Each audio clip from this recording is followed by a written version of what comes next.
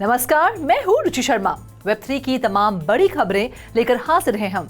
16 फरवरी के एक ट्वीट के अनुसार ई कॉमर्स प्लेटफॉर्म ईबे की एनएफटी मार्केटप्लेस नोन ओरिजिन अपने आर्टिस्ट के लिए क्रिएटर स्मार्ट कॉन्ट्रैक्ट्स लॉन्च करेगी। नए कॉन्ट्रैक्ट्स के साथ आर्टिस्ट कमाई को बांट सकेंगे और को क्रिएटर्स के रूप में रॉयल्टीज अर्न कर सकेंगे। जैसा कि नोन ओरिजिन द्वारा बताया गया है, यूजर्स पिछले कुछ हफ्तों से इसके क्रिएटर कॉन्ट्रैक्ट बीटा रिलीज की टेस्टिंग कर रहे हैं, जिसमें अब तक 84 कॉन्ट्रैक्ट्स को डिप्लॉय किया गया है और एनएफटीज के 250 एडिशंस को मिंट किया गया है। 24 फरवरी से नोन ओरिजिन पर सभी अप्रूव्ड क्रिएटर्स सार्वजनिक रिलीज के लिए अपने खुद के कॉन्ट्रैक्ट पर काम करने और बनाने में सक्षम होंगे। डिप्लॉयमेंट के लिए कोडिंग की नॉलेज होना जरूरी नहीं होगी। ईबे ने मई 2021 से अपने डायरेक्ट मार्केटप्लेस पर एनएफटी लिस्टिंग को अनेबल किया था। हालांकि कंपनी ने अपने प्लेटफॉर्म पर ट्रांसफर्स या क्रिप्टो बेस्ड सेल्स का समर्थन करने के लिए ब्लॉकचेन टेक्नोलॉजी को इंटीग्रेट नहीं किया है। मई 2022 में एक एयरड्रॉप के दौरान यूजर्स को प्लेटफॉर्म के बाहर अपनी एनएफटीज रिसीव करने के लिए इन प्लेटफॉर्म मैसेजिंग या ईमेल का इस्तेमाल करना जरूरी था। ईबे हाल में क्रिप्टो करेंसीज में सॉलिसिटिंग पेमेंट्स या ट्रांसफर्स के लिए लिस्टिंग का समर्थन नहीं करता है। बढ़ते हैं अगली खबर की ओर।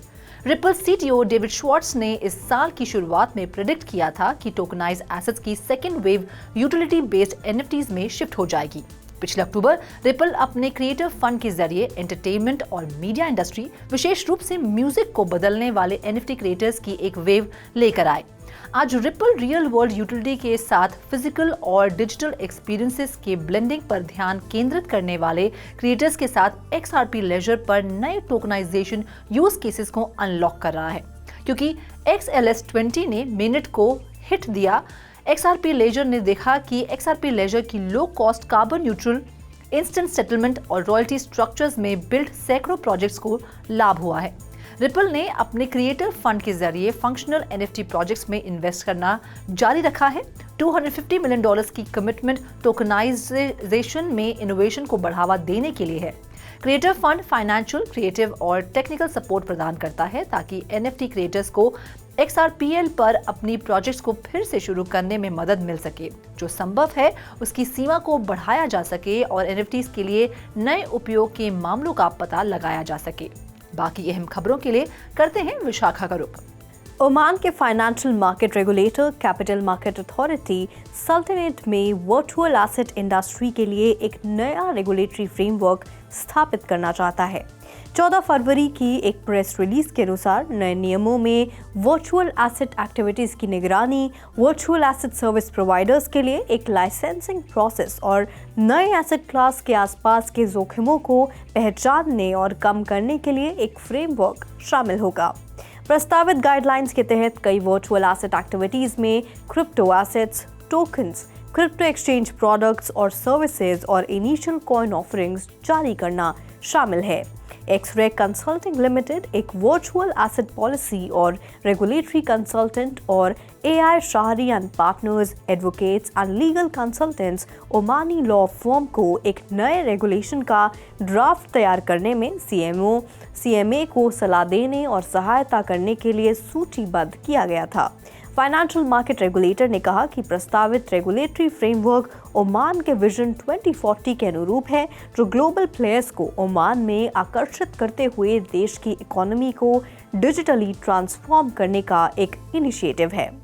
अब बढ़ते हैं अगली खबर की ओर। मामले से जुड़े 3 सूत्रों ने कहा है कि Tencent holdings virtual reality hardware में वेंचर करने की योजना को छोड़ रही है, क्योंकि एक गंभीर इकोनॉमिक आउटलुक चाइनीज टेक दिग्गज को अपनी मेटावर्स यूनिट में लागत और हेडकाउंट में कटौती करने के लिए प्रेरित कर रहा है।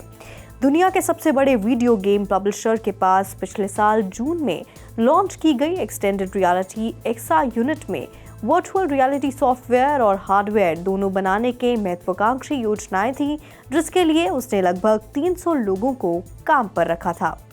इससे जुड़े 2 सूत्रों ने कहा है कि ये रिंग जैसे हैंड हेल्ड गेम कंट्रोलर के लिए एक कॉन्सेप्ट के साथ आया था, लेकिन क्विक प्रॉफिटेबिलिटी हासिल करने में आने वाली मुश्किलें और एक कॉम्पिटिटिव प्रोडक्ट को प्रोड्यूस करने के लिए बड़े निवेश उन फैक्टर्स में से थे जिसने उस रणनीति से दूर जाने के लिए प्रॉम्प्ट किया। सूत्रों में से एक ने कहा है कि इंटरनल फोरकास्ट के अनुसार एक्सा प्रोजेक्ट के 2027 तक प्रॉफिटेबल होने की उम्मीद नहीं थी। सूत्र ने यह भी कहा कि कंपनी की नई रणनीति के तहत ये पूरी तरह से फिट नहीं है। Over to you Sandeep. California Department of Financial Protection and Innovation ने ट्रेडर्स और इन्वेस्टर्स को इंडस्ट्री के संभावित खतरों का पता लगाने में मदद करने के लिए एक नया क्रिप्टो स्कैन ट्रैकर लॉन्च किया है। DFPI ने 16 फरवरी को ट्रैकर लॉन्च किया। यह यूजर्स की शिकायतों पर आधारित है। डिपार्टमेंट उन विक्टिम्स द्वारा क्रिप्टो रिलेटेड शिकायतों की एक लिस्ट कंपाइल करता है जो दावा करते हैं कि उनके साथ स्कैम्स किया गया है या उन्होंने स्कैम के प्रयास की पहचान की है। लिस्टेड कंप्लेंट्स ट्रांजैक्शंस में हुए नुकसान के डिस्क्रिप्शंस को रिप्रेजेंट करती है जिन्हें विक्टिम्स ने फ्रॉडलेंट या डिसेप्टिव ऑपरेशन के हिस्से के रूप में पहचाना है।